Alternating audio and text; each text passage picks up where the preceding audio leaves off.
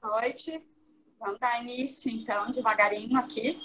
Eu sou Andréia Sandri, eu sou psiquiatra, sou diretora de normas da Associação de Psiquiatria do Rio Grande do Sul e sou coordenadora do grupo de voluntariado, né? E a ideia da nossa live hoje, então... Oi, Ana!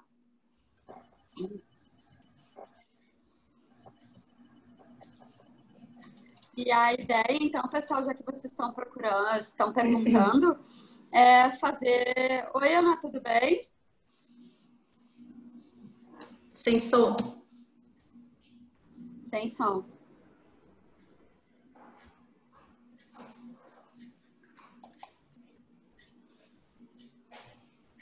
Agora deu. Deu? Deu. Acho que tem muita luz na minha cara, né? Pouquinho. Tá. Uhum. Agora melhorou. Melhorou? Agora sim. Melhorou. Ana, eu estava conversando um pouquinho, o pessoal que tá... A gente já está ao vivo lá no Facebook da HFAP, tá? E a Dani me passou que o pessoal que estava ao vivo estava questionando um pouquinho sobre o tema da nossa live. E aí eu estava começando... Tá travando um pouco o teu áudio. Sobre como foi para vocês aí, então... a minha internet aqui. Melhorou? Ele tá travando bastante. Tá travando muito? Bom, vamos tentar de novo.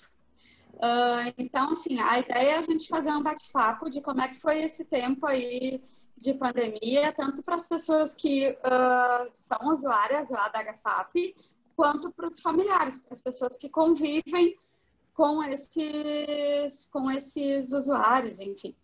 Então, a ideia é fazer um bate-papo sobre isso. Eu acho que vamos abrir oficialmente já, então, já que estamos todos aqui, né? Eu já Só um pouquinho, deixa eu só desligar essa luz que está muito na minha cara, só um pouquinho. Tá.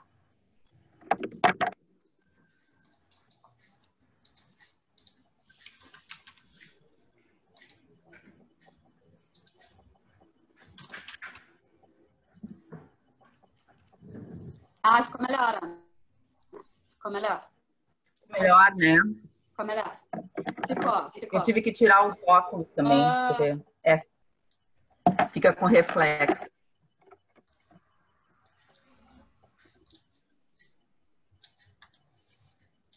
Então, gente, mais uma vez, agora sim, já no nosso horário oficial aí, bem-vindo a todos, né? Numa sexta-feira, no final de tarde, conversando sobre isso, que é super importante num momento bem delicado para essa população toda aí.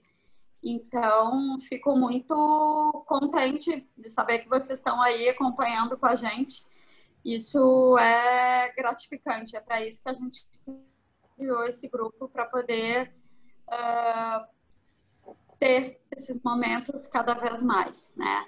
Então, eu já me apresentei, mas para quem está entrando agora, então, mais uma vez, eu sou Andréia Sandri, eu sou psiquiatra, sou diretora de normas da PRS e coordenadora do grupo, então, de voluntariado, que é quem, enfim, é o nosso grupo que está organizando essa live, que organizou a primeira lá, que foi o lançamento do grupo, na verdade, né?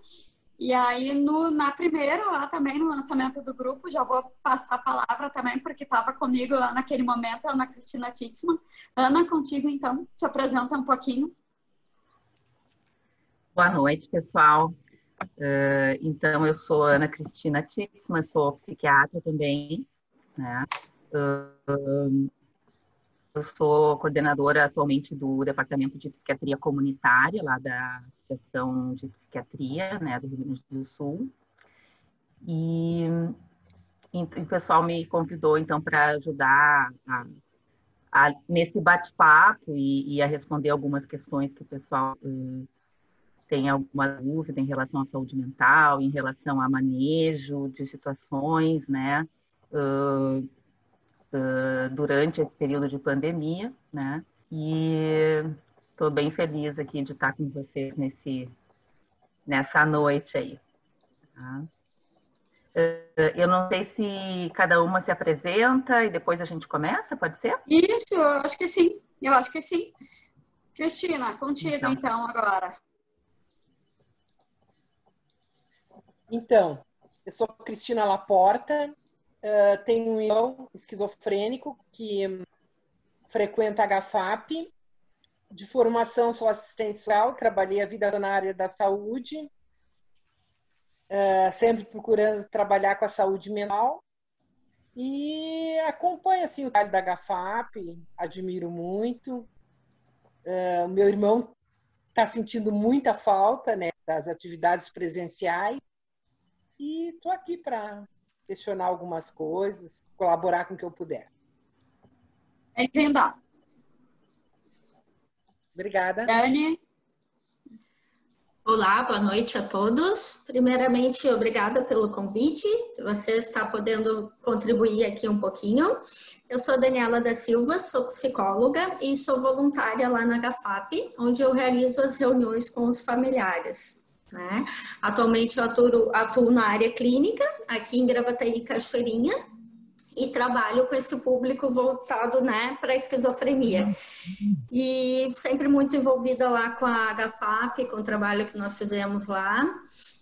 Saudade de todo mundo também, do pessoal, né? E estamos aqui hoje para bater esse papo aí sobre esse momento angustiante de pandemia e como está sendo para o pessoal lá da HFAP. Gente, então, assim, a minha ideia é, antes da gente partir para as perguntas que já vieram estruturadas, né, é poder conversar um pouquinho, assim, poder falar um pouco, né, dessa experiência com essa população, né, o que vocês estão nesse momento, né, de pandemia. Então, Dani, já que tu estava aí com a palavra, né, conta um pouquinho para a gente, assim, de como é que foi, assim, nessa pandemia. E aí, enfim, se teve procura, né, se te acessaram de alguma forma, quais foram as... Enfim, como é que foi esse período aí? Tá certo. Então, no início, como todo mundo, né, estava pensando que ia ser uma coisa mais breve, que não ia se alongar até quase o final do ano aí, nós estávamos aguardando, né? A HFAP não pôde continuar as atividades, né? Devido à pandemia, obviamente, e estava parado. Com isso, a gente começou a perceber que o pessoal lá, os participantes, começaram a sentir muito. Nós tivemos alguns que começaram a entrar em surto e precisaram rever medicação, alguns até tiveram que ser internados novamente por causa de tudo isso. Eles estão sentindo muita falta da HFAP, como a Cristina falou, e aí tinha a questão da resistência também, que alguns têm na rede social, em se conectar, né? Então, nós começamos a pensar em alternativas para ajudar esse pessoal lá da HFAP. Então, eu trouxe aqui algumas coisas que estão acontecendo lá na HFAP agora, no momento de pandemia online. E não online também, o que dá para fazer, né? Então, atualmente nós temos um grupo de danças circulares com a professora Elaine, que está nas quartas-feiras da tarde. Então, ela faz grupos pelo WhatsApp, que é o canal que os familiares e os participantes acharam mais fácil de acessar. Então, são pequenos grupos, né, de 30 minutos que ela realiza as aulas que ela fazia lá na HFAP, ela está fazendo online, tá? Além disso, nós temos a roda de conversa com o Lucas e a Gabriela, que são estagiários de psicologia, que eles realizam na terça à tarde. Estamos, né, fazendo esse engajamento e até hoje deixo aqui o convite para as mães, para os familiares lá da HFAP, participarem da reunião que eu fazia presencial lá. Então, a gente está chamando para montar esse grupo e fazer alguma coisa online. Então, quem estiver assistir depois também a gravação e tiver interesse em participar dessa roda de conversa que a gente faz lá com os familiares, que é o Cuidando do Cuidador, entre em contato lá com a HFAP que a gente vai estar combinando certinho, tá? Além disso, a HFAP tem algumas outras questões que está dando continuidade, né, daí com alguns participantes que vão, não daí do pessoal, como é que eu chamaria? Aquele dia a gente ficou olhando o participante, de como é que chamaria o usuário, né? Alguns, nós lá, voluntários da HFAP, que estão fazendo algumas atividades lá, que é a arrecadação da tampinha, né? Do projeto Tampinha Legal, para recursos, alguns outros recursos que o pessoal está em busca, né? Além disso, tem a orientação para os familiares que entram em contato através de e-mail ou telefone. Então, tem alguém que está, né, responsável por isso e pode fazer esse acolhimento e daí passar, né, para o indicado. A questão do cartão de isenção e passagem de ônibus também está sendo feita. Qualquer dúvida, entre em contato ou pelo site, pelo Face ou por telefone da HFAP, né? E além disso, os contatos, né? Quando o pessoal entra em contato, tem alguém que está fazendo essa rede de apoio e dando esse acolhimento inicial para o pessoal que busca a HFAP. Também os empréstimos de livros, que eu penso que é muito importante, até porque daí está nessa pandemia, tem muitos lá que gostam de ler e escrever, assim como o Henrique, né? E tem a HFAP está emprestando os livros de lá para o pessoal, certo? Então é mais ou menos isso no momento que está encaminhado, né? Que a gente está conseguindo andar por enquanto nesse momento de pandemia.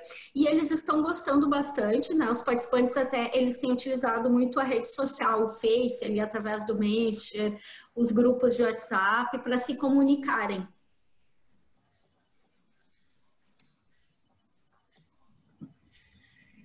Eu acho Tá que... bem, é isso, Dani.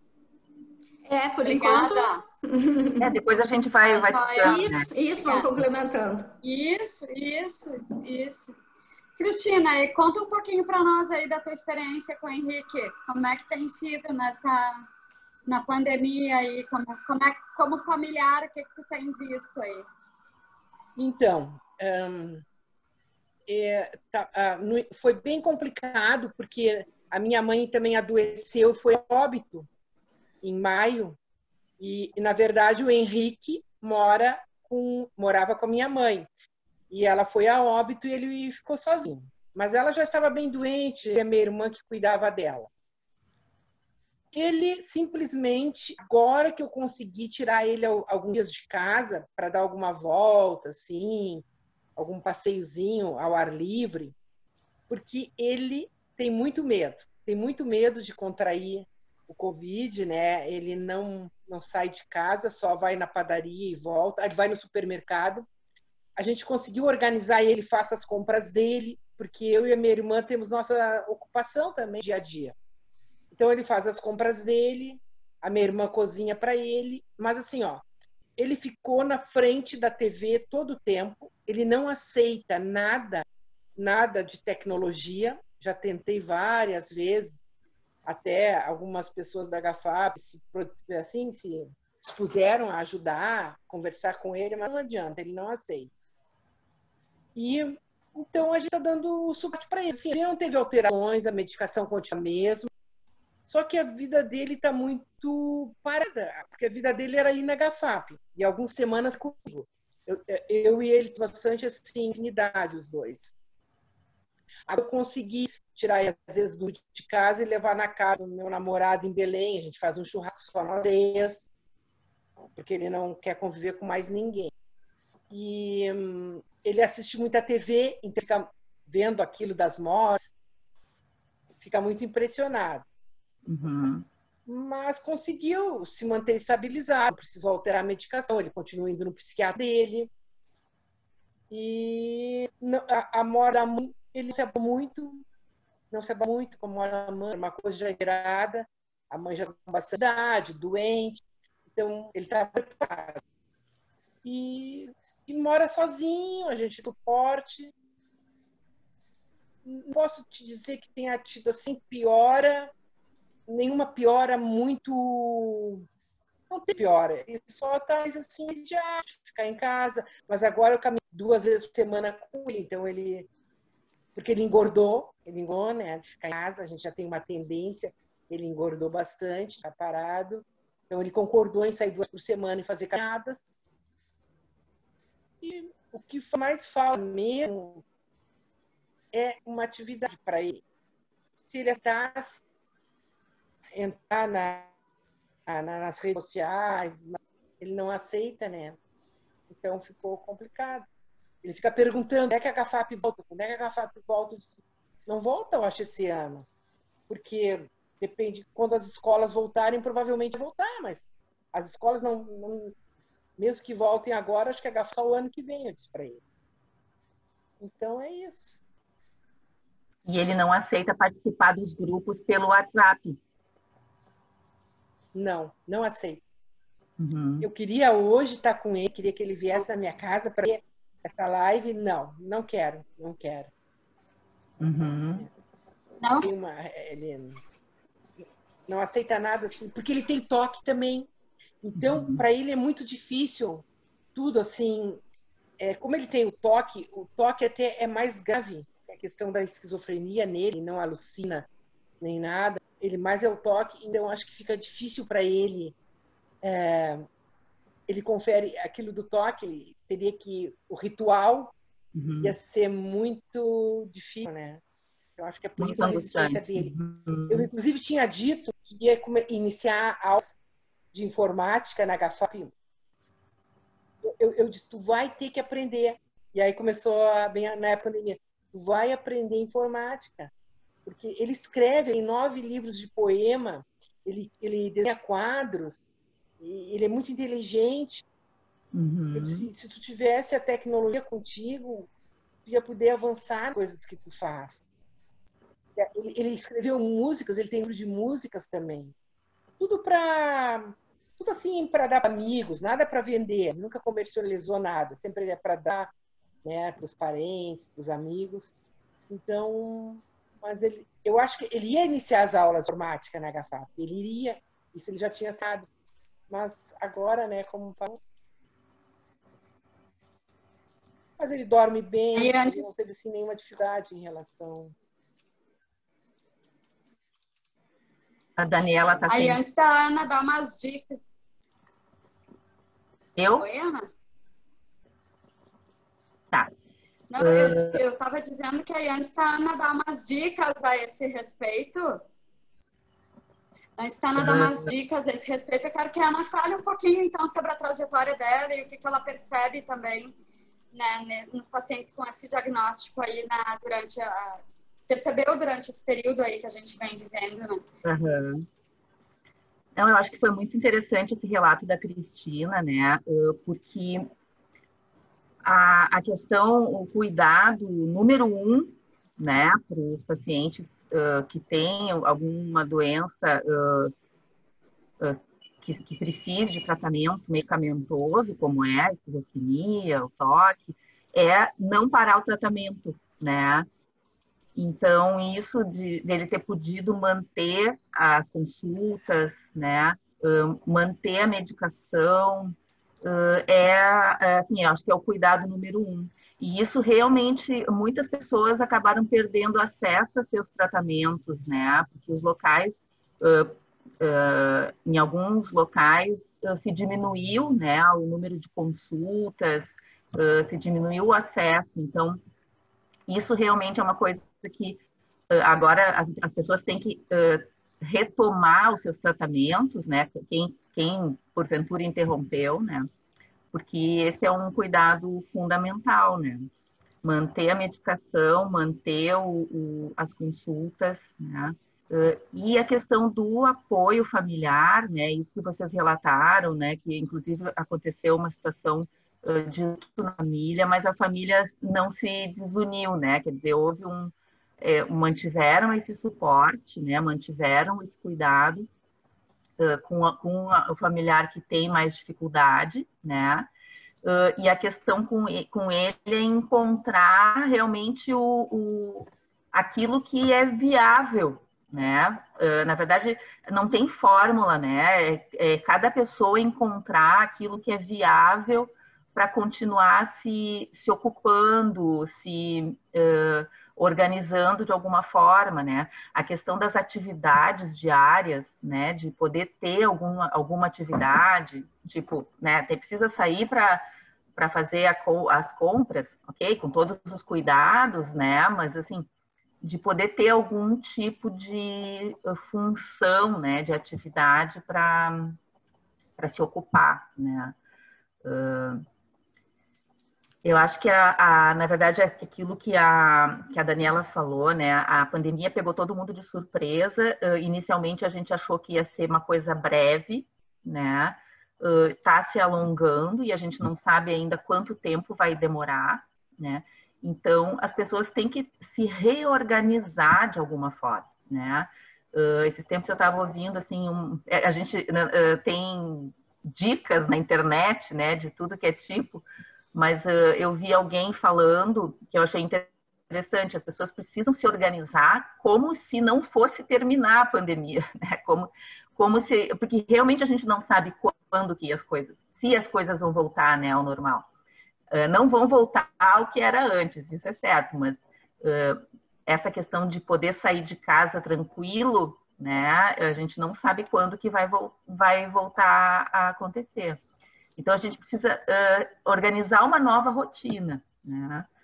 Que bom que a HFAP está podendo retomar algumas coisas, né? Eu vejo, assim, com os meus pacientes, o que a gente fez? A gente não interrompeu os tratamentos, né? A gente se adaptou, a gente fez a coisa acontecer, né? Da melhor forma possível, né? Eu atualmente estou atendendo os pacientes por vídeo, eu nem tenho ido presencialmente no consultório, né? Mas cada família vai ter que organizar, né, a sua rotina para não perder a continuidade do tratamento e para ter algum tipo de rotina, né, e algum contato com aqueles grupos e aqueles ambientes em que a pessoa se sente apoiada, né?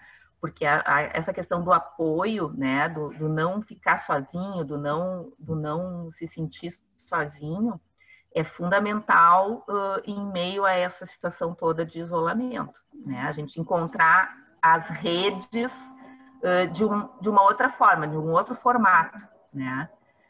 Hoje aqui, por exemplo, a gente está reunido, né, num outro formato, né? O ano passado, se a gente fosse fazer esse encontro, provavelmente ia ser presencial, né? Ana, eu costumo dizer, a gente está tendo que se reinventar, né? Todos. Tanto nós profissionais, quanto eles, familiares e pacientes, né? Nós também, né, na psicologia, o atendimento online que já estava acontecendo para nós, mas não estava com tanta força, agora sim, né? Agora ele vem em total, né? Mas ainda tem muita gente que tem resistência, assim como o Henrique, eu acredito, né? E aí eu fiquei pensando, né? Eu tinha perguntado para a Cris aquela hora que eu não sei se ela chega a perguntar pro Henrique e o que ele diz por que ele não quer participar, não sei se ele dá um motivo, uma explicação, alguma coisa, não. Acho que é a ansiedade, né? Pois pode ser. No caso dele, eu acredito que seja por causa do toque. Quando ele tem que enfrentar uma situação nova, um aprendizado novo, alguma coisa, é muito difícil para ele. Então, ele prefere manter a rotina dele, a estabilidade, dia a dia. Eu e a minha irmã dando suporte ali para ele, um dia vai, outro dia outra. Ele faz as compras dele, assim, ele não rotina de vida dele. Entendi. Só a única coisa que ele faz é HFAP, mas ele não aceita incluir outra coisa que vai dar um desgaste para ele. Porque ele já estava adaptado lá na HFAP. Um novo aprendizado. Sim. Sim, ele ia lá na HFAP há não sei quantos anos, né, Cristina? Já há bastante tempo já ele é frequentador de lá. Então, isso eles têm muito, né? Por isso que eles se desorganizaram muito, né? Porque eles sentiram essa falta dessa rotina, eles iam todas as tardes para lá e agora eles passam todas as tardes em casa, né? É bem complicado, né, de lidar. Por isso que agora a gente está se reinventando, né? E aí, uma coisa que eu sempre acho importante para a população que é mais frágil, né? É isso, é mostrar que é outra forma de vínculo, né? Mostrar que eles não estão abandonados, né? O Henrique, já que a gente está aí com esse exemplo, tem o amparo das irmãs, tem a família, aconteceu o luto, mas isso que a Ana disse, a família não se não se desorganizou, a família se reinventou para conseguir continuar cuidando do Henrique, né? Então, isso é que é importante, mostrar outras formas, né? Que alguns pacientes aceitam mais, outros menos, né? Mas, assim... E eu acho que, assim, aqueles pacientes que têm atendimento, porque os pacientes têm atendimento, às vezes, privado e muitos têm atendimento no SUS, né? E os serviços públicos, assim, eles também estão se reorganizando, né? Estão oferecendo atividades, estão oferecendo consultas, né? Então, eu acho que uma coisa importante é os pacientes e os familiares entrarem em contato com os serviços de saúde aos quais eles têm algum vínculo, né? Ou se a pessoa não tem nenhum serviço de saúde que esteja vinculado, que possa procurar o sistema de saúde, que possa procurar o posto, né? Que possa procurar mesmo a emergência, se for o caso, né? De saúde mental. Porque alguma coisa vai ser feita, né? Então, assim, se a pessoa não está bem, né, tá tendo sintoma ou está ficando sem medicação, né? Tem que ir atrás, né? Tem que ir atrás porque os serviços estão, ou, na verdade, os serviços têm a obrigação de seguir dando atendimento, porque a saúde mental, os problemas de saúde mental, todo atendimento de saúde, né? Ele é prioritário, mesmo durante a pandemia, né? Então as pessoas às vezes têm medo, assim, não, eu não vou lá no lugar porque né, vou pegar Covid, ou o pessoal não deve estar atendendo por causa do Covid, mas não é assim, né? Os serviços de saúde mental estão se adaptando com as medidas de higiene, né? Todos os serviços de saúde estão se adaptando com as medidas de distanciamento, de higiene e tal. E estão se organizando para não deixar os pacientes sem receita, né? Sem a medicação, sem o atendimento. Né? Eu trabalho num hospital público também, né? Não atendo pacientes esquizofrênicos, né, lá, mas eu sei que o pessoal tem atendido, né? Os ambulatórios estão funcionando, né? Sempre que o paciente procura, se deixa, né? Se tiver sem medicação, se faz as receitas para não deixar ficar sem medicação, né? Então... Ana, eu lembrei de uma coisa que talvez, né, não sei se tu... Isso é uma coisa que vem sendo... Não, eu ia dizer que isso que a Ana está dizendo é uma coisa que vem sendo muito ressaltada, porque aconteceu que os serviços de saúde, num primeiro momento, e não só a saúde mental, se esvaziaram. Né? As pessoas estavam com medo de procurar ajuda, estavam com medo de ir para atendimento e se contaminar, enfim... E aí a gente foi se dando conta que não só na saúde mental, o que estava acontecendo é que todos os problemas estavam, na verdade, se agravando pela falta de atendimento. Né? Então, assim, tem sido feita uma campanha de que as pessoas não deixem de procurar ajuda, que as pessoas não deixem de procurar atendimento, de fazer os seus tratamentos, de seguir com as suas rotinas de cuidado de saúde, não só em saúde mental, né? Mas na saúde mental, então, nem se fala, né? E enfatizando muito isso, né, dos cuidados, de que a gente veio esse tempo todo aí se preparando para poder fazer esse atendimento e como fazer isso com segurança para todo mundo, né? E, enfim, essa é o novo tema no momento é esse, né? Não deixar de procurar. Mas, Dani, tu ia falar, eu te interrompi? Tá, não, tem problema.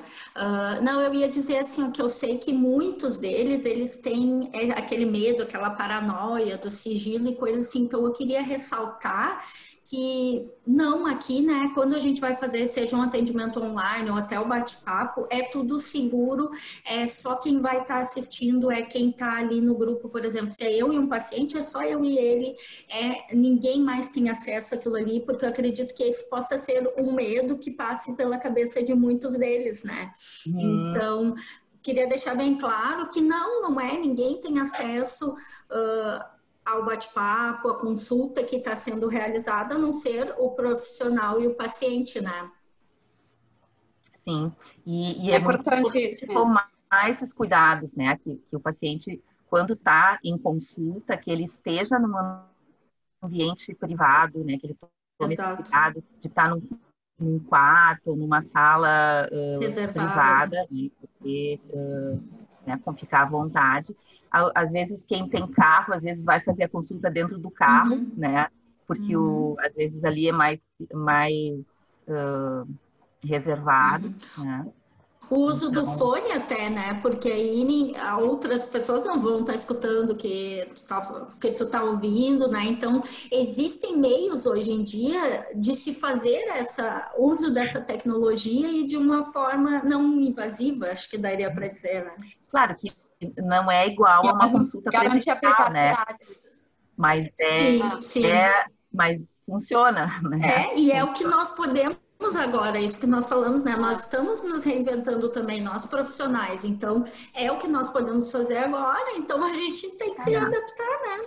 E o E é que a gente possível vê, sim. assim, que o pessoal mais jovem, né, que estava mais acostumado com esse tipo de tecnologia, fica super à vontade, né? Uhum. Nós mais velhos é que sofremos um pouco mais, mas os mais jovens têm mais facilidade Sim, mesmo, e até né? para os familiares ou para eles, né, que sejam mais velhos, o WhatsApp tem sido o meio mais fácil, como eu falei ali, né? Porque às vezes, se é um mais jovem, como tu falaste, Ana, eles até conseguem acessar um link, uma outra coisa, mas às vezes tu tem que baixar aplicativo, tu tem que te cadastrar, então isso dificulta. Então o WhatsApp não, né? Tu chama no vídeo ali, tu fala e não, né? É simples. É. Então aproveitem também isso. Acho que eu já deixaria até, falando de dica aqui já, né?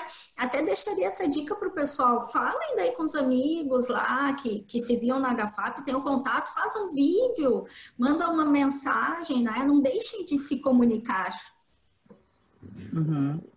A gente sabe, né, que as pessoas que têm esquizofrenia ou que têm, às vezes, depressão, né, elas têm um pouco mais de dificuldade justamente nessa interação, assim, com as pessoas, né, é um desafio. E, bom, né, a gente também tem que respeitar, né, o limite daquela pessoa, né, eu acho que aquilo que a Cristina falou, né, a gente vai respeitar aquilo que pode ser feito, aquilo que aquela pessoa se Uhum. sente em condições de fazer, né? Mas a gente também tem que ter o cuidado do que é assim a característica da pessoa e que a gente sabe que vai ser muito difícil mudar, né? E que a gente tem que respeitar, né? Do que é sintoma, o que é novo naquele quadro, né? Que de repente a pessoa que já tinha conseguido superar algumas coisas, já estava conseguindo, né, se interagir melhor, daqui a pouco começa, né, de novo a ficar mais isolada, a ficar mais triste, né, a não querer falar com ninguém e tal. Então, bom, daí a gente tem que pensar que houve alguma mudança naquele quadro, né, e que aí pode ser o início de alguma crise ou o início de uma depressão, né? Então, isso mais um fator assim para às vezes acionar o psiquiatra, o psicólogo, né, poder fazer uma avaliação para ver o que está acontecendo, né? Entre as consultas, entre as perguntas que foram enviadas, né, uma delas era justamente isso, era quais são os sinais, né, de que o meu familiar está entrando em crise ou está com algum problema maior, né? E o que a gente sempre fica, né, tem que ficar atento? Bom, alguma mudança no comportamento, né, que já no comportamento prévio, né, naquele estilo, né, que a gente já conhece das pessoas, alguma mudança ou maior isolamento ou uma desinibição muito grande, né, quer dizer, aquela pessoa está muito diferente do que é o normal dela. Insônia, né, alteração de sono, tanto sono de menos, né, que a gente chama de insônia, né, quanto sonolência demais, né, alteração de apetite, né, às vezes falta apetite ou o apetite aumenta muito. Então, são alterações, né, que vão nos dar algum sinal de que tem algo acontecendo, né, tem algum desequilíbrio ali e que, às vezes, só um ajuste na medicação ou uma conversa, né, com o terapeuta já ajuda, né, a aliviar ou normalizar, né? Então, esses sinais, né, o familiar, né, e o próprio paciente precisa ficar atento, né? Quem já tem ou quem já está em acompanhamento, né, médico, psiquiátrico e tal, muitas vezes já sabe dessas dicas, né, desses sinais que tem que ficar atento, né? Mas às vezes a pessoa não sabe, né? E aí isso ajuda então a, né, as pessoas ficarem mais ligadas, né? Não sei se queriam falar mais alguma coisa. Deixa eu ver aqui as perguntas.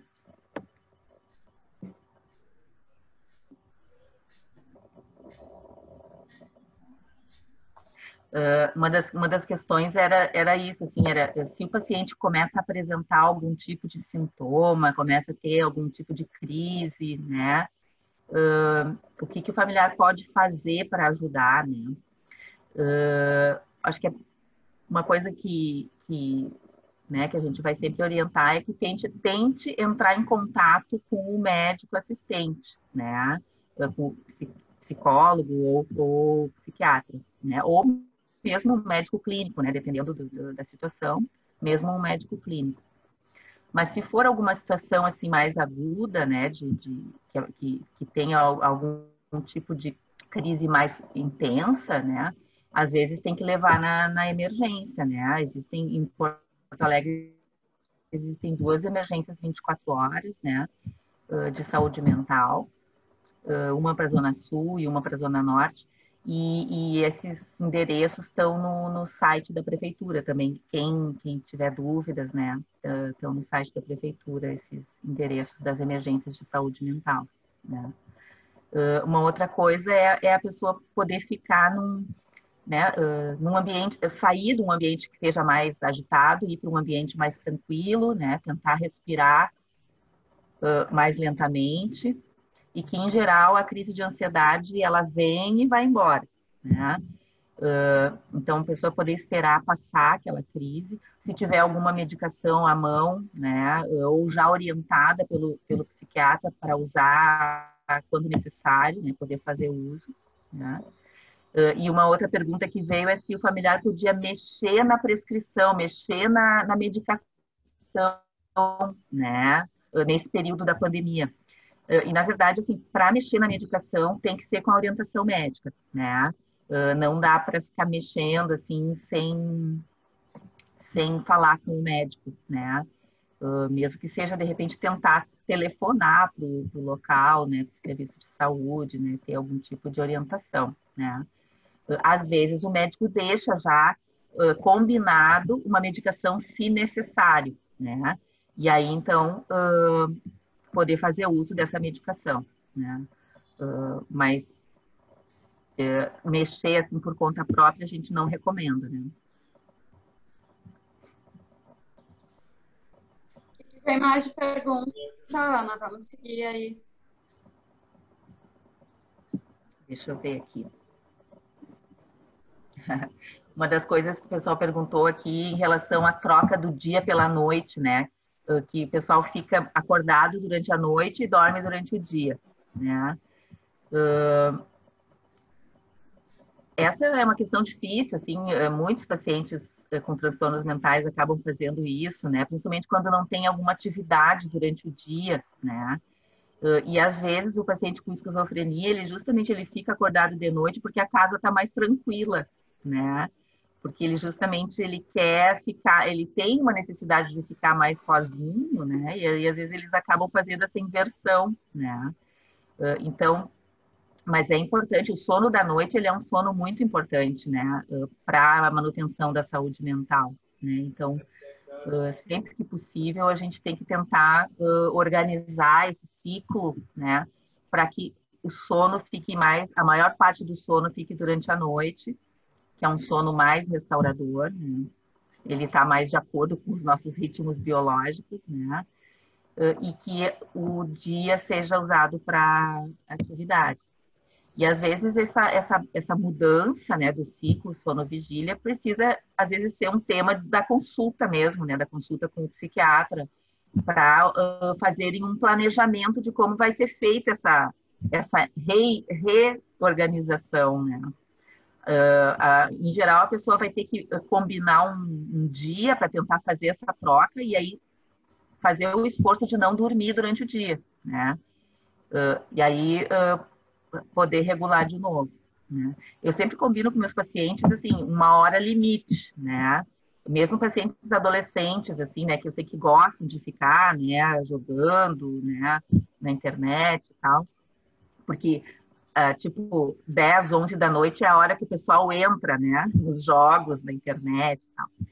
Mas eu sempre combino, né, um horário limite, né, para poder ter uma quantidade de horas de sono razoável, e aí combina o horário de acordar, né, para estabelecer uma rotina, né? Às vezes o paciente precisa de uma medicação para dormir melhor, então, assim, aquela medicação para dormir vai ser tomada naquele horário combinado, né? E tentar organizar. O importante é que os pacientes entendam o valor do sono para a manutenção da sua saúde, né? E à medida que os pacientes também entendem isso, que a gente não fala isso só porque a gente é chato, né? Mas a gente fala isso porque realmente o sono, para quem tem algum transtorno mental, ele é para qualquer pessoa, né? Mas para quem tem um transtorno mental, ele é mais valioso ainda, né? E assim, uma outra coisa é justamente essa questão do abuso da tecnologia, né? Do uso exagerado da tecnologia, agora nesse período assim que as pessoas acabaram mudando suas rotinas, né? Acabaram ficando muitas vezes sem atividades, né, que antes faziam.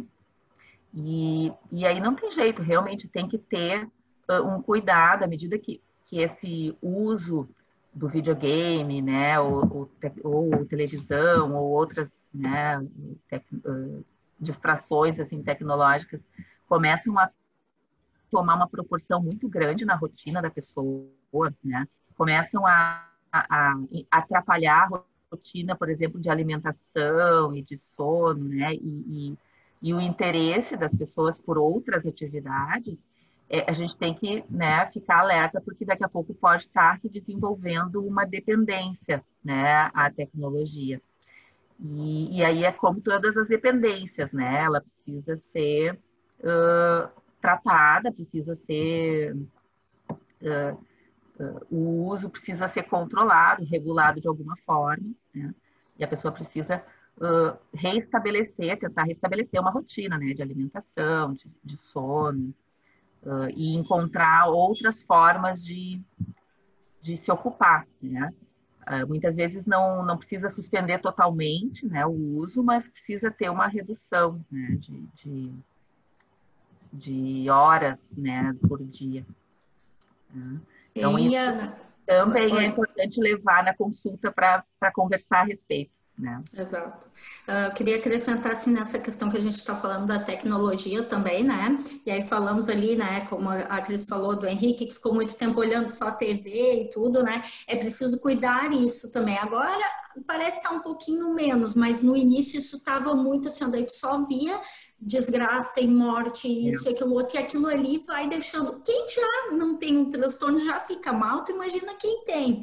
Então, eu tenho indicado bastante para eles: escolhe um jornal ou um meio para te atualizar, porque eles precisam saber também que estão em casa por isso, porque está numa pandemia, os riscos que tem, mas não criar aquele apavoramento. Né? Então, saber se informar e não ficar olhando tudo que é coisa, né? E isso também vale para quem não tem, porque senão a pessoa fica mais ansiosa, a pessoa fica mais... É o que eu mais tenho atendido em consultório, não sei tu, mas a ansiedade está a mil, é o primeiro top que tem vindo ultimamente, ansiedade e depressão. Por causa do isolamento também, né? Então tem que ter esse cuidado na quantidade de horas que eles estão assistindo os meios de comunicação ou ouvindo, né? E isso, eu acho que todo mundo passou por isso ali no início da pandemia, né? A gente ficava de olho nas notícias e tal, e até que aquilo realmente ficou um excesso, né? Um pânico que gerou, né? É um excesso de informação, né? E realmente a dica é essa, né? É escolher um horário para se informar, né? E desligar das notícias no resto do dia, né? Tentar regular isso, né? A mesma coisa com as fake news, né? Agora a gente vai começar com um período eleitoral e tal. Sim. Então agora é notícia da pandemia mais notícia da eleição, né? Que vai ser. E todo cuidado com as notícias falsas, né? Ou com as notícias que são justamente construídas para impressionar as pessoas. Né? Então, realmente sempre tentar buscar a fonte daquela notícia, né? Saber se realmente é verdade, antes de, né, se apavorar, às vezes. Você segura, né, a fonte. No nosso país, na verdade, tem muitas notícias que a gente acha que é falsa e é verdade. Também. A gente acha é tão absurdo que deve ser falso. Que não parece ser verdade, né? Parece falso. E nessa questão do reinventar, eu digo, né, porque às vezes, ok, tu tá em isolamento, então vamos ver o que dá para fazer. Se tem um pátio grande, dá para caminhar, dá para correr lá, vai fazer lá. Tem gente que gosta de cozinhar, aproveita esse tempo para cozinhar. Eu brincava, faz lá, aprende a fazer molho de tomate, bolo e dá para os vizinhos, dá para, né? Faz alguma coisa assim, usa o que tu sabe e tu gosta de fazer nesse momento. Né? Então, tem gente que gosta de pintar, de desenhar ou cozinhar, que eu disse, escutar música, vai dançar em casa, vai aproveitar aquele momento, ninguém está te vendo. Na verdade, existem muitas coisas para se fazer fora das tecnologias, né? Fora do internet. Então, e a questão da leitura, né, que o pessoal falou, né, o HSAP tem uma biblioteca, né? Mas a gente sabe que, né, as pessoas têm que buscar os recursos das suas comunidades também, né, justamente para ter acesso aos livros, né? Hoje em dia também para quem tem condições, né, daqui a pouco dá para comprar pela internet, né? É fácil hoje em dia, né, ter acesso. Então, ir atrás né, de alternativas, assim, né? Nem todo mundo tem acesso não dá para ficar parado, né? Então vamos usar o que dá para a gente fazer no momento ali, né? E uma outra coisa, agora tu falou... Fazer troca de livro com os vizinhos. Oi? Fazer troca de livro com os vizinhos, o velho clube do livro. Uma coisa também que a gente tem que ter cuidado, né? Que é também poder se dar o seu tempo de descanso, né? A gente não dá para ficar parado no sentido de buscar alternativas, né? Isso. Mas, eventualmente, é importante a gente ter aquela hora de não fazer nada, né? Aquela hora de poder ficar, né, tranquilo, né? Sem uma pressão de que precisa fazer algo. Né? Se permitir descansar também, né? Aproveitar aquele momento, claro. Isso também o ficar parado, eu digo de ir atrás, né? De alguma coisa. Exatamente. E eu acho que para quem tem, assim, esquizofrenia ou mesmo quem tem depressão, né? Não é todo dia que a pessoa está disposta a fazer alguma coisa, né? A pessoa pode ter uma dificuldade maior realmente nessa interação. E, bom, a família também precisa respeitar essas, né, características do paciente, das pessoas, e ter um parâmetro. Eu sempre digo para os meus pacientes assim, que o parâmetro que a gente tem que sempre ter em mente em primeiro lugar, a segurança, né? Então, assim, as pessoas precisam se preocupar quando a pessoa, ou quando o paciente, né, ou quando o familiar está fazendo algo que coloque ela em risco ou coloque alguma pessoa em risco em termos de segurança, né? Em termos de risco à vida ou de se machucar. Tá? Isso é o primeiro cuidado número 1, né? Segurança. O cuidado número 2 é quando a pessoa está fazendo algo ou deixando de fazer algo que vai colocar a sua saúde em risco, né? Então, se a pessoa está jogando videogame o dia inteiro e não para comer, bom, isso está colocando a saúde dela em risco, né? Então, tem um limite aí que está sendo ultrapassado. Então, a gente tem que fazer alguma coisa, né? Se a pessoa está comendo loucamente, né, e está ganhando peso demais e não está conseguindo parar, né, de comer e engordar, bom, isso está colocando a saúde em risco. Então, tem algo aí que a gente precisa fazer, né? Se a pessoa sabe que precisa fazer um tratamento, tomar uma medicação e tal, e não quer tomar um remédio, quer largar o tratamento, não quer, né? Bom, vamos tentar fazer algo, porque isso vai colocar a saúde dela em risco. Então, os parâmetros que eu digo, assim, é segurança e saúde. Agora, se a pessoa quer ficar, sei lá, uma tarde no seu quarto, quieto, né, ouvindo música, ou seja lá, fazendo o quê, e aquilo não, né, não vai incomodar ninguém, ela tá bem ali, ela não tá mal, não tá ok, né? A pessoa pode, tem esse direito, né, de ter os seus momentos de privacidade, né, de ficar quietinho. Então, eu sempre, né, acho que esse parâmetro da segurança Não, e da comportamento. saúde são importantes para qualquer idade e para qualquer problema de saúde, né? Eu estava dizendo que não é um comportamento que está colocando nem ela nem ninguém em risco, não é um comportamento que está trazendo prejuízo, né? Então, a gente também poder tolerar um pouquinho isso, que às vezes a família não tolera, né? Isso. E acha que a pessoa tem que ser de um jeito diferente daquele jeito que ela é, Isso. né? Então, isso a gente também tem que ter cuidado, né? Para explicar isso para a família, né? Essa tolerância.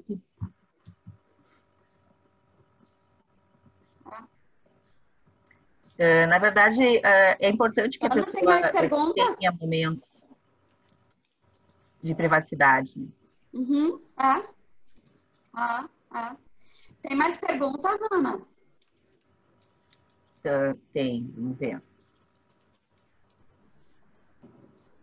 Aqui tem uma pergunta que é assim, como acessar um médico se no posto de saúde os médicos estão atendendo o Covid, né? Ou quando não tem médico, ou o posto de saúde está priorizando o Covid, ou coisa assim.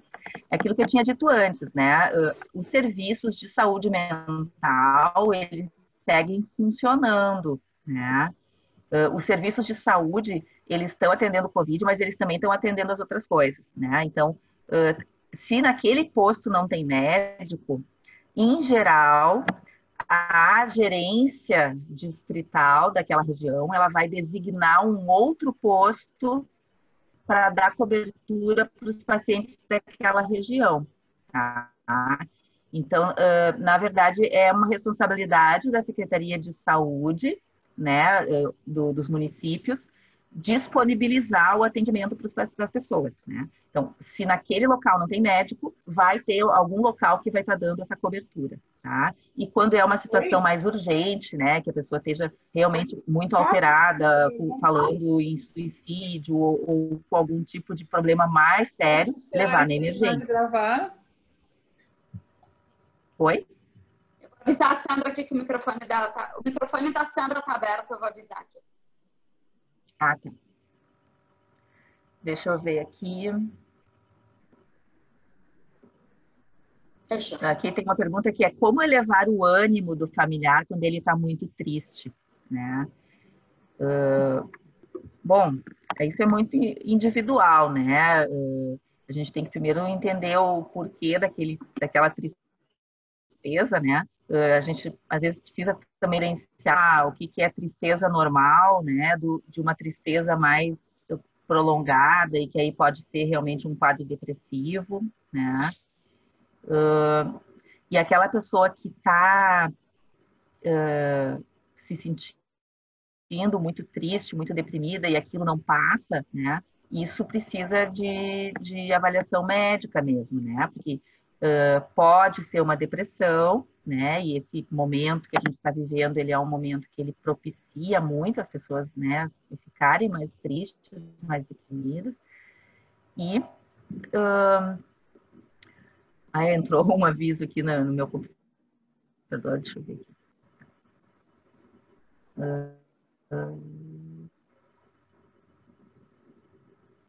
Entrou uma coisa aqui no computador. Então, diferenciado do que é uma depressão, né?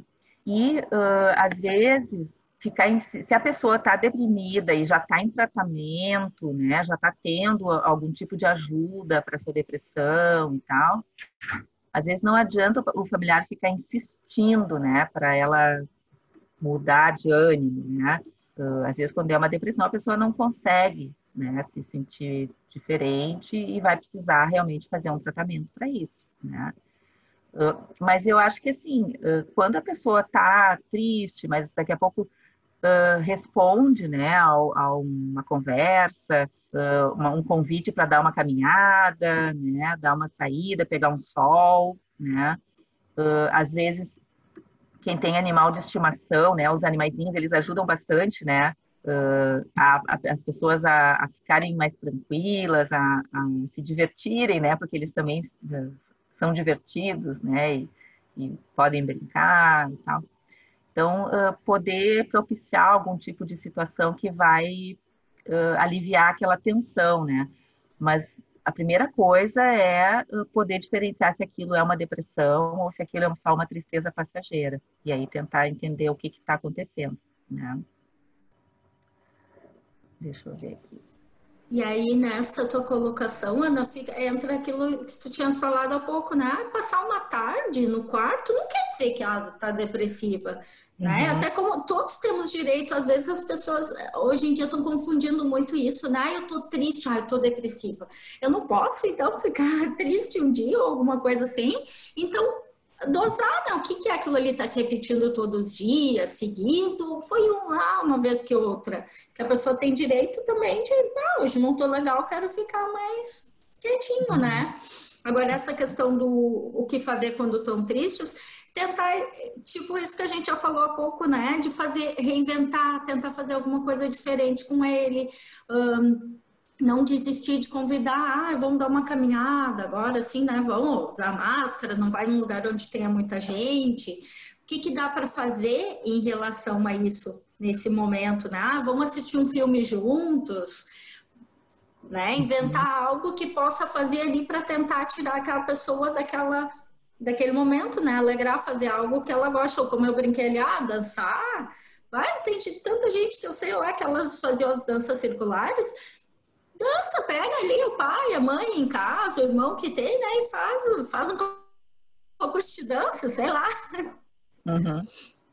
Inventa, né? Tem uma outra pergunta aqui que é interessante, que é assim, como ajudar o familiar a mudar seus hábitos, né, de saúde, de higiene, de alimentação e tal, se ele não quer mudar, né, e sem entrar em conflito, né, com o familiar, né. Realmente, mudanças de hábitos são uma coisa difícil, às vezes, né, demora e tal. Mas se esses hábitos alimentares, né, esses hábitos de higiene e de saúde, referente à saúde, estão realmente prejudicando muito a pessoa, né? Eu acho que isso realmente é um motivo de preocupação, né? É um motivo de poder, daqui a pouco, até conversar com o médico que está acompanhando sobre isso, né? E que o paciente tente entender a importância disso, né? Agora, se o paciente está desleixado, não quer saber de cuidar, não se importa se vai ficar doente, se não, né? Se vai ficar mal e tal. Bom, a gente também tem que também levar em conta que pode ser que ele esteja deprimido, né? Ou ele esteja com algum tipo de problema que possa ser tratado, né? Às vezes até uma dependência.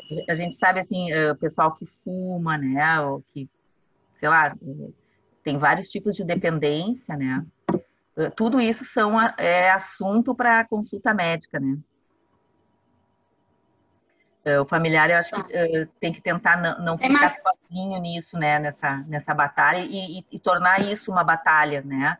É algo que precisa, de alguma forma, ter o engajamento do paciente.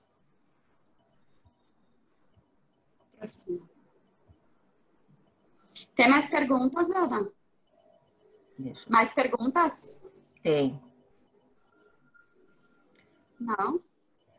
Tem aqui algumas perguntas em relação a dificuldades com tecnologia, né? Muitas pessoas não têm acesso aos recursos de tecnologia, e aí eu acho que a questão é tentar, de alguma forma, né, ser criativo para ir atrás disso, né? Eu acho que a HFAP está justamente oferecendo essas conversas, né, grupos, rodas de conversa e tal. E quando a gente tem um problema que a gente não sabe resolver, o que a gente precisa fazer é dividir isso com alguém, né? Sempre que a gente divide com alguém, a gente tem uma cabeça a mais pensando, né? E essa possibilidade de levar essas questões para o grupo, daqui a pouco ter alguma sugestão ou mesmo alguma doação, né, de algum tipo de recurso, eu acho que vale a pena, né? A questão é a gente não ficar sozinho com aquele problema, né? Então, porque realmente, às vezes é bem complicado, né? Essa falta de acesso. E uma outra pergunta que é interessante, que assim, é quando o paciente, né, ou quando o familiar começa a implicar com o seu psiquiatra, né? O que se faz, né? Se fala com o psiquiatra ou se troca de psiquiatra, né? Isso a gente vê bastante, né? Eu acho que é tipo de problema, a primeira coisa que o paciente precisa fazer é expor isso para o médico, né? Às vezes o paciente interpretou errado ou interpretou mal algo que o médico disse, ou o médico quis dizer uma coisa e o paciente entendeu outra né? E se cria aquele clima, né? Mas acho que a primeira coisa é tentar desfazer esses problemas de comunicação que às vezes ocorrem, né? Ou daqui a pouco, sei lá, o paciente foi consultar, o médico naquele dia atendeu meio rápido, assim, de repente não deu a atenção que o paciente estava esperando, e aí se cria também, né, um mal-estar. Poder, né, conversar sobre isso e tentar resolver, acho que é a primeira coisa, né? Agora, claro, se daqui a pouco o familiar tentou, o paciente tentou, não dá certo, vem que assim que a coisa não anda, né? Bom, aí se pensa numa troca, né? Mas eu acho que a primeira coisa é tentar resolver com o médico as dificuldades que estão acontecendo, né? Não sei se tem alguma outra sugestão, Andréia.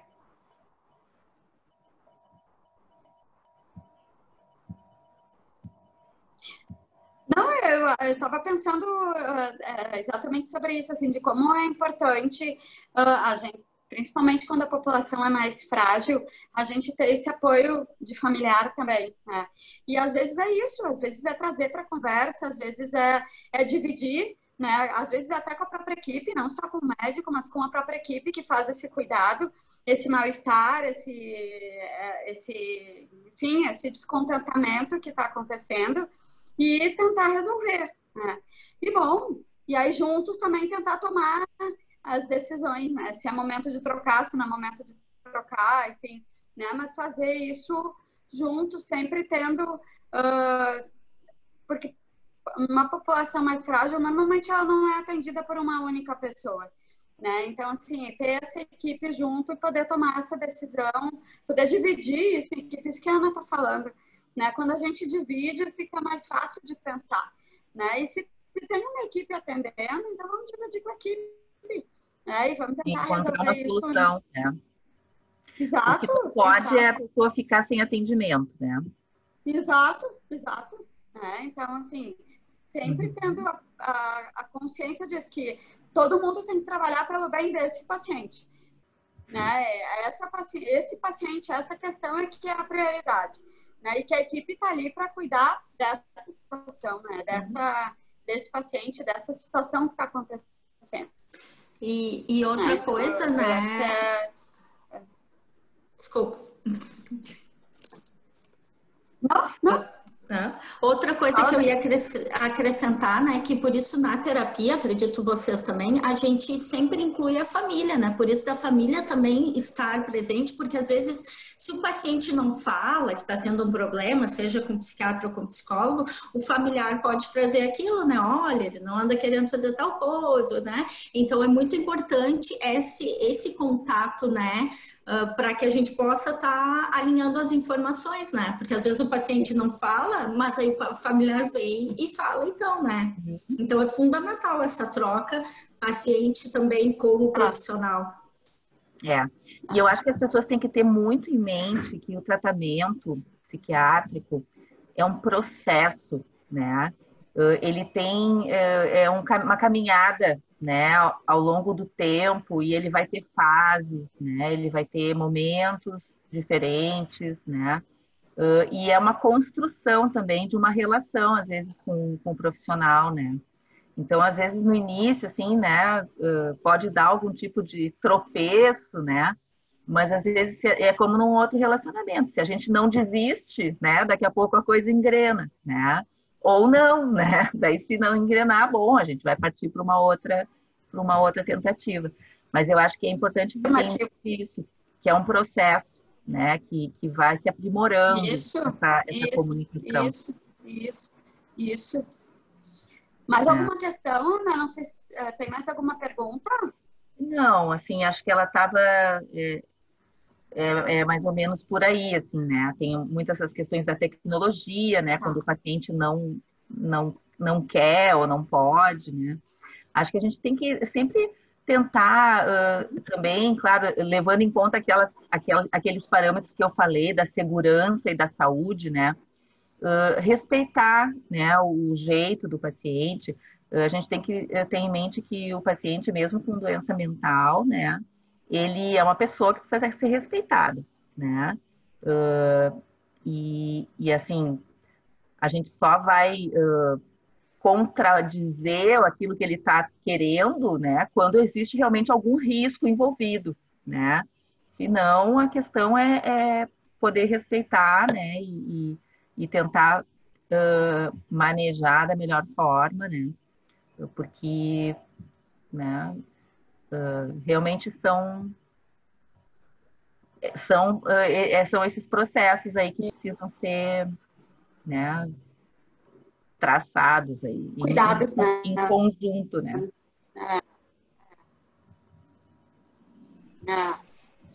Ana, acabaram as perguntas que chegaram para ti? Essas são aquelas perguntas que tinham vindo antes, né? Acabaram as perguntas? Uhum. Tá. A Cristina tem umas perguntas também. Cristina, tem alguma questão que tu acha que não tenha sido abordada, que tu queira perguntar? Tu me disseste que tinha feito algumas questões. Então, eu acho que ela contemplou todas as perguntas que eu tinha aqui. Mas eu gostaria de acrescentar que eu acho assim, ó, que a relação com o psiquiatra, com a psicóloga é muito importante, tá? Mas se o usuário tiver um familiar que tenha sensibilidade para perceber o que ele está precisando, é muito importante, porque assim, ó, eu consigo, com a ação com meu irmão, perceber assim, ó, quando era a hora dele ir para a rua e fazer caminhadas, porque ele estava ficando obeso, de ficar em casa, ele melhorou muito. Porque não era só a questão que ele estava assim, ó, engordando, a questão é que ele não aguentava mais ficar dentro de casa. Então, o usuário tem um familiar que consegue ter esse healing e ver o que ele precisa, é importantíssimo. E até para levar para o terapeuta. Mas o que eu sei que na FAP, como a Daniela colocou, muitos usuários dependem para esse papel de familiar da FAP, porque, assim, às vezes estão precarizadas as relações, ou até mesmo nem tem um familiar que consiga dar esse suporte. E eu acho que isso é muito importante. E isso que talvez tenha faltado para vários usuários da FAP. Uhum. Eu não posso assim, me queixar, porque eu, meu irmão e a minha irmã conseguem assim, perceber bem quando ele está precisando de uma coisa. Como eu disse também, ele ficou sem atendimento psiquiátrico, presencial, ele continuou, a gente conseguiu que o psiquiatra continuasse dando atendimento para ele. E eu acho que isso aí que era importante para todo usuário, ter alguém que consiga ter essa percepção do que ele está precisando. Se ele está entrando em depressão, se ele não está entrando, se ele está começando a alucinar, e que talvez nesse momento de pandemia é importante. Acho que só isso que eu teria para acrescentar. Agora, eu trabalho no SUS e sei da dificuldade que é para quem precisa do SUS, né, gente? Não é fácil. A Ana colocou que os serviços estão se reorganizando. Sim, então, mas eu acredito que tenha muita gente que não consegue acessar. Então, talvez esse suporte a HFAP consiga proporcionar para os usuários. Isso. E através da muita gente ficou sem né? atendimento, sim. Isso. Muita gente, acredito, tenha ficado sem atendimento. Porque não é todo mundo que tem o privilégio de conseguir pagar um médico particular ou ter um plano de saúde e contemple uma terapia. Então, esse olhar eu acho muito importante da HFAP. Conseguem dar esse suporte para quem não tem acesso ao atendimento. E eu acho importante. Eu gosto de colaborar com a HFAP à medida do possível, porque eu sei que muitos usuários dependem dela para seguir seus tratamentos. Até mesmo receitas. A gente sabe que esse tipo de usuário não pode ficar sem medicação, porque eles entram em surto, eles têm uma série de coisas que podem acontecer. E muitas vezes eles ficam sem a receita para adquirir a medicação. Muitas vezes a medicação está em falta. Então, a gente não pode perder esse olhar importante. Era só Claro, isso que eu queria acrescentar. Concordo com isso que a Cris falou, né? E que é mais ou menos o que a gente falou aqui, né? De esse olhar atento do familiar, né? Porque daí, isso que a Ana já falou em alguns momentos também, se vê que está algo mudando, algum comportamento, conseguir reagir àquilo ali, né? Intervir. As reuniões de vocês, com as famílias, vão voltar a acontecer, né, Daniela? Sim, acredito que sim. Agora, online, a gente vai tentar fazer alguns grupos. Tá. Eu acho que isso é uma coisa importante. A Daniela sabe, que a gente participa das reuniões com familiares, como é difícil o familiar participar. Assim, a gente até comenta que a família geralmente aparece quando tem festa lá. É muito difícil a participação da família, é difícil muitos entenderem até a doença. A gente tem que fazer uma conversa com alguns familiares, coisa e tal. E nesse momento, então, fica mais difícil ainda, porque estão na família, então, muitas vezes o familiar procurar lá e coisa e tal, né, Daniela? Mas nesse momento que está fechado para presencial, então se torna mais difícil essa compreensão. Sim, eles são ainda, né? Tem uma resistência, como a gente chama, né? E falava lá isso.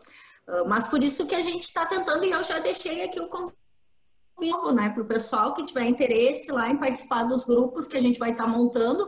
Vão ser pequenos grupos e um tempo menor para a gente poder tentar abranger mais pessoas, mas vai estar acontecendo. Alguma coisa a gente vai estar fazendo o que a gente pode, né?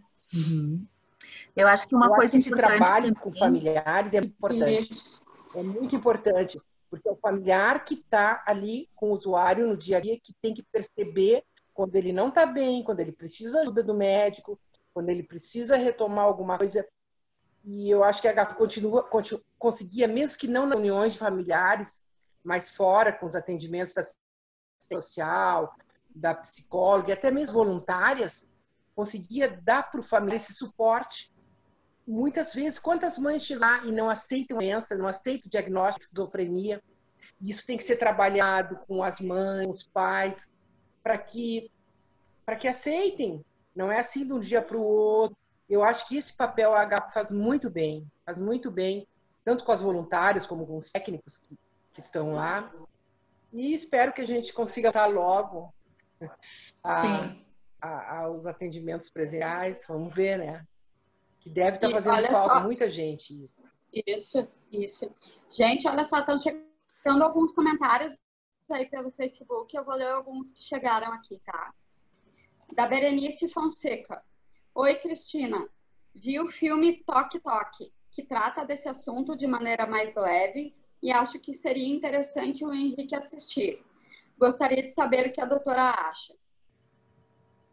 Ele não assistiu ainda? Não assistiu. Não assistiu. Hein, Cristina? Vale a pena. Não? Ah, tá. Vale a pena. É um filme espanhol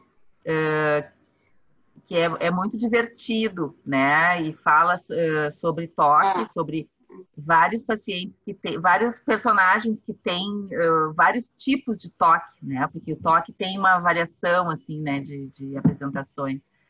E é muito legal, né? E, na verdade, a origem é uma peça de teatro que foi transformada em filme. E eu acho que aqui em Porto Alegre, inclusive, o pessoal encenou essa peça. Teve um grupo que encenou. Sim, ano passado. Né? Ano passado teve. Uhum. Mas eu não assisti esse filme ainda também, tem que ver.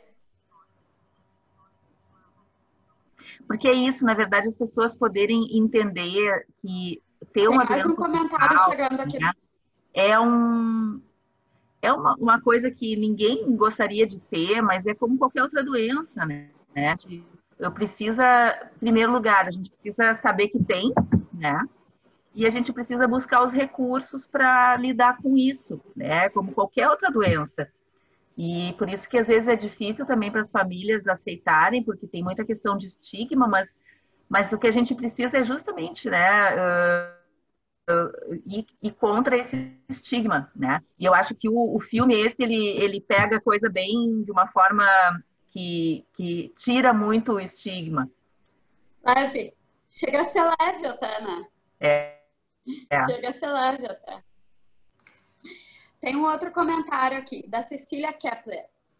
Se não fosse minha fé, não estaria mais aqui. Sou sozinha e minha família me abandonou. Uhum. E aí, gente, o que a gente pode dizer para ela nessa sexta-feira aí?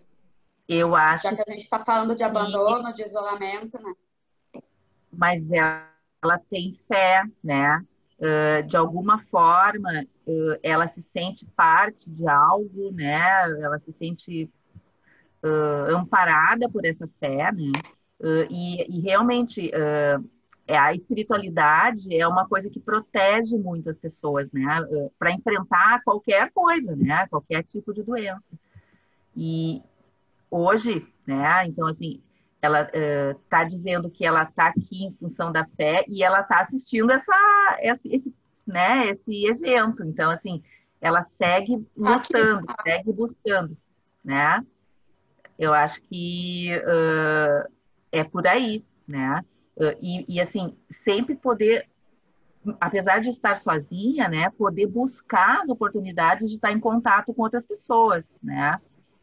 De poder buscar isso, poder manter o tratamento, né? Na verdade, a pessoa está sozinha se quer, né? Na verdade, o mais difícil é aquela pessoa que quer ficar sozinha, né? Que daí a gente tem uma dificuldade maior de acesso. Mas alguém que está sozinha, mas que sabe que tem um problema, que luta para enfrentar esse problema e busca ajuda, ela não está sozinha. Então, acho que exato. Eu ia dizer isso também, né? Pode estar da família, mas busca ajuda, isso que a gente está falando, tem os grupos, aí hoje em dia tem tantas formas, né? De estar oferecendo um apoio, ao menos, né? Assim como tem muita gente que não entende a doença, tem muita gente que entende a doença e pode ajudar. Exato. Pode ajudar. Pode fazer companhia, né? Pode estar junto numa hora mais difícil, mais, né? De mais problema, de mais... Uhum. Tá chegando aqui mais comentários, gente. Da Cecília Kepler também. Para mim é muito difícil, pois o meu, família que fale também, não é muito fácil.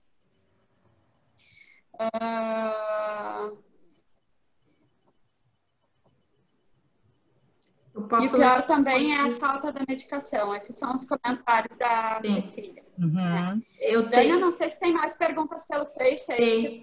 Tem. Eu tô aqui, eu vou tentar ler aqui. A Giovana tinha dado boa noite, daí ela colocou: meu filho tem esquizofrenia paranoide, dentro de casa ele é bem independente, porém fica muito no PC ou no videogame. A maior dificuldade dele é conseguir sair de casa. Daí ela colocou: meu filho está sem consulta presencial desde fevereiro. E a Sônia Artes também falou: boa noite, meu filho Vitor, por falta de convívio, está passando por dificuldades de relacionamento. Deixa eu ver o que mais nesse sentido. A da Cecília Traleixo, né? Quando ele não quer tomar tem da Berenice remédio... agora que chegou para mim, bem interessante. Tem da Berenice aqui, ó. Olá, doutoras. Gostaria de sugerir um método antigo de envio de cartas para os pacientes que não usam a tecnologia. Seria um amparo inspirador. Ana, contigo. Legal. Acho que é interessante, né? Talvez a HFAP possa intermediar isso, né? Quem sabe, né? Dá para ver com as gurias lá, né? Pensar em alguma forma. Né? Né?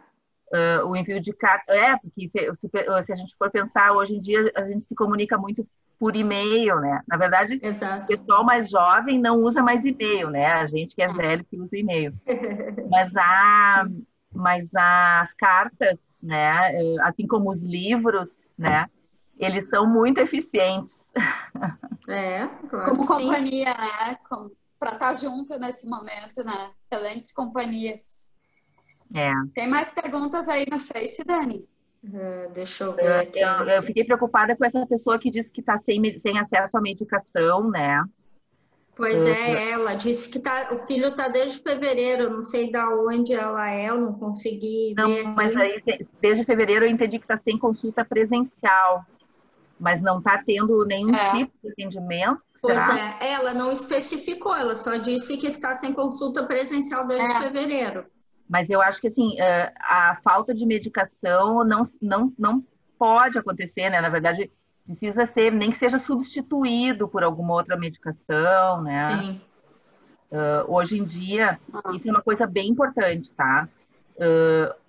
Mesmo que no posto de saúde não tenha um médico ou não tenha um especialista, tá? Os postos de saúde podem entrar em contato por telefone com o telesaúde, tá?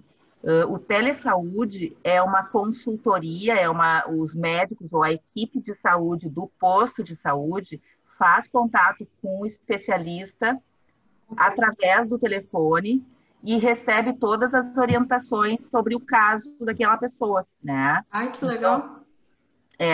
O telesaúde funciona para todo o Rio Grande do Sul, então não existe posto de saúde que não possa fazer esse contato com o telesaúde e receber uma orientação sobre um caso de saúde mental, tá? Isso é uma coisa. A outra coisa é que, assim, todos os postos de saúde, eles, hoje em dia, em Porto Alegre, eles estão conectados pela internet, com a rede, né, de encaminhamentos para os serviços especializados, né? E quando existe uma situação mais grave, essa regulação das consultas, né, ela acaba priorizando os casos, né? Ou até a pessoa pode buscar a emergência que funciona 24 horas, né, em Porto Alegre. Então, assim, não tem justificativa para a pessoa ficar sem atendimento e sem remédio, né? De alguma forma, ela pode buscar ou emergência ou posto de saúde, tentar daí uma troca de medicação, ou, inclusive, o médico pode solicitar, se a pessoa não está se acertando com aquela medicação, solicitar via laudo de medicamentos especiais, as medicações especiais que também são disponibilizadas de graça, né? Então, tem que ir atrás, né? E se por acaso naquele serviço de saúde não está mas eu acho acontecendo, a pessoa pode ir na ouvidoria da Secretaria de Saúde e fazer um relato do que está acontecendo. Aí, quando a pessoa vai para a ouvidoria, a Secretaria de Saúde é obrigada a dar uma solução para aquele caso, né? Então, as pessoas têm que ir atrás, né? Tem que ir atrás de respostas, tá? Só queria acrescentar aqui outra pergunta que a Cecília também... Que ela tava... Dani, só um pouquinho. Dani, sim, só um pouquinho. eu acho que o que essa pessoa quis dizer também da falta de remédio, Ana, é que teve um período aí no meio da pandemia que a farmácia municipal teve desabastecida. E aí eles acabaram tendo que comprar. Eu acho que talvez pode ter a ver com isso que ela está falando, que realmente houve um desabastecimento, né? Mas até onde eu sei, tudo resolvido. Então talvez esteja se referindo eu a sei isso também. Atualmente, acho que não está faltando nada. Nem o lítio, né, que teve faltando uma época, depois não. Agora está normal. Agora tem. Vai lá, Dani, desculpa. Não, capaz. A Cecília também comentou aqui que é difícil para ela porque o filho fala em Libras, então é difícil achar uma médica que fale em Libras. Então isso com certeza deve dificultar bem mais, né? Não sei se vocês conhecem, né? E aí, isso. Não, eu não conheço, mas eu vou pedir para as gurias ali da PRS se informarem sobre isso, ver se tem alguém que tem esse treinamento, que é um treinamento todo especial, né? O que a gente tem, lá onde na prefeitura que eu trabalho, o que a gente tem é uma pessoa que tem um curso de Libras e que participa com a gente, né? Mas psiquiatra em Libras eu não conheço, mas a gente pode se informar. Pode se informar sobre isso. Sandrinha, anota aí para nós. Sandrinha, anota aí para nós e vamos procurar sobre isso. E eu sei também, não sei se tem mais... mas eu sei também que para os médicos da prefeitura, tem no programa ali que o pessoal usa no site da prefeitura, tem um aplicativo que ajuda os médicos a se comunicar em Libras. Porque tem tecnologia para ajudar as pessoas a se comunicar em Libras. Sim. A Sandra está dizendo aqui que ela vai ver isso para nós. Tem mais um comentário aqui que chegou da Berenice Fonseca também. Sugiro também mensagem de voz através de amigos e familiares pelo celular, para que os pacientes possam pensar melhor em qualificar a tecnologia. Isso que a Ana já conversou. A gente tinha conversado um pouquinho sobre isso. Eu não sei se tem mais alguma pergunta, Dani. Acho que não, pelo que eu estou olhando aqui. Tem mais alguma pergunta? Não, pelo que eu estou olhando aqui, não. Não? Tá. Então, assim... Tá. Gente, já são 8h20, então vamos nos encaminhando aí para encerrar. E antes da gente fazer isso, eu quero primeiro agradecer muito, né, todo mundo que está nos assistindo, a todos vocês aí, gurias que vieram, Cristina, Dani, Ana, né, muito obrigada por terem comprado mais uma vez essa ideia e estarem aqui com a gente, participando dessa live, fazendo esse momento aí tão gostoso aí numa sexta-feira de noite, né? E vamos nos despedir, então. Quero ouvir uma despedida aí um pouquinho de cada uma de vocês. Vamos começar pela Cristina, então. Despedida, Cristina. Um momento aí para suas últimas palavras. Eu agradeço o convite. Gostei muito de participar, né? Espero ter ajudado, colaborado com a minha experiência. E me coloco à disposição quando vocês precisarem, que tiver ao meu alcance, eu posso participar de outros momentos com você. Foi muito agradável. Obrigada, André. E vai participar. Obrigada, Cristina. Boa sorte aí com o Henrique. Dani? Oi, também queria agradecer, né, novamente, né, o convite de vocês. Foi um prazer estar aqui essa noite com vocês, para vocês verem, né, a hora se deixasse, acho que a gente sempre tem assunto, né, a gente ia aqui noite dentro, né, então foi um prazer, eu espero poder ter contribuído aí de alguma forma com o pessoal, e qualquer coisa, estamos aí, só dá um grito que a gente combina. Obrigada. Obrigada, Dani. Ana? Bom, não vou repetir, né, mas assim, é uma satisfação mesmo poder contribuir, poder esse bate-papo, né, uma coisa bem informal e no intuito de realmente trocar informação, né. Não sei se as pessoas, né,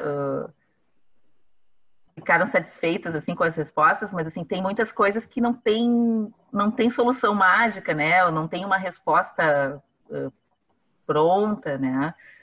A questão é a gente ir usando a criatividade, se apoiando, né?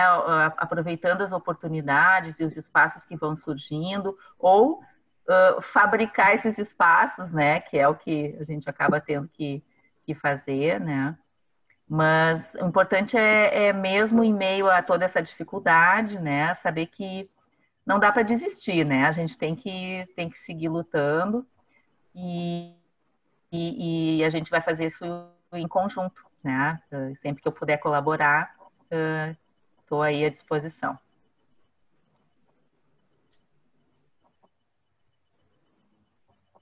Obrigada, Ana, obrigada. Então, boa noite. Quero mais uma vez agradecer o pessoal aí da GAFAP e dar parabéns pelo super trabalho que vocês fazem, né? E a gente vai poder ajudar sempre que for preciso. Vamos fazer outras, com certeza. Já tem assunto para as próximas aí. E a gente vai combinar mais.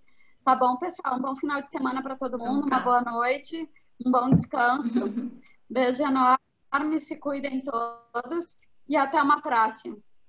Tchau, boa noite. Tchau, tchau. Tchau, tchau, boa noite. Boa noite. Tchau, tchau.